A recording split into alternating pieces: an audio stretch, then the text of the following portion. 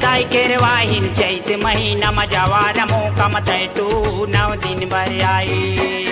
9 दिन भर आई दाई केरवाहिन चैत महीना मजवार मोकम तय तू 9 दिन भर आई।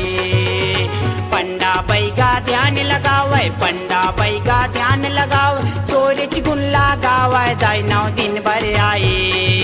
9 दिन भर आई दाई केरवाहिन चैत महीना मजवार मोकम तय तू 9 दिन भर आई 9 दिन भर आई दाई केरवाहिन चैत महीना मजवार मोकम तय तू 9 दिन भर आई।